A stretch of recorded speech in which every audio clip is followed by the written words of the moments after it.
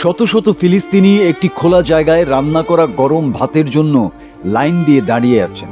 ছোট ছোট শিশুরা সামনে এগিয়ে আসছে হাতে বালতি নিয়ে। পরিবারের জন্য কিছু খাবার নিয়ে যেতে চায় তারা। এটা গাজার নুসাইরাত শরণার্থী শিবিরের চিত্র।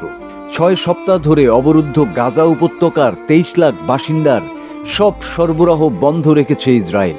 এতে যুদ্ধবিরতির সময় মজুত করা খাবারও ফুরিয়ে আসছে।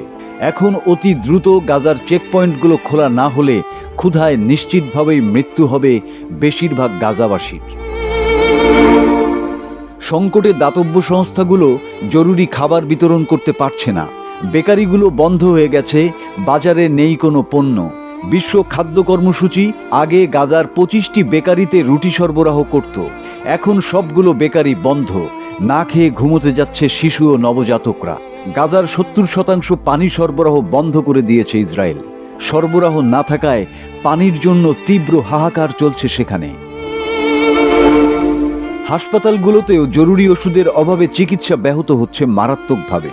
চিকিৎসা ত্রাণ সংস্থার কর্মকর্তারা বলছেন, তারা মারাত্মক অপুষ্টিতে ভোগা শিশু ও অন্তঃসত্ত্বা নারীর দেখা পাচ্ছেন। স্তন্যদানকারী মায়েরা অতিরিক্ত ক্ষুধার্ত থাকায় বাচ্চাকে দেয়ার মতো যথেষ্ট দুধ উৎপাদন করতে পারছেন না। গাজার স্বাস্থ্য মন্ত্রণালয় জানিয়েছে, গাজার হাসপাতাল ও চিকিৎসা কেন্দ্রগুলোতে প্রয়োজনীয় ওষুধের মজুত বিপজ্জনক ও অভূতপূর্ব পর্যায়ে পৌঁছেছে। প্রয়োজনীয় ওষুধের 37%, চিকিৎসা সামগ্রীর 59%, ক্যান্সার ও রক্তের 54% ওষুধ, সার্জারি, আইসিইউ ও জরুরি বিভাগের ওষুধ প্রায় শেষ হয়ে গেছে।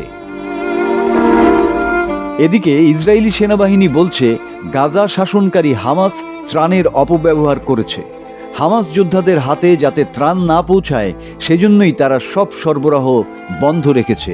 তবে হামাস তাদের বিরুদ্ধে এমন অভিযোগ অস্বীকার করে বলছে, ইসরায়েল ক্ষুধাকে যুদ্ধ কৌশল হিসেবে ব্যবহার করছে।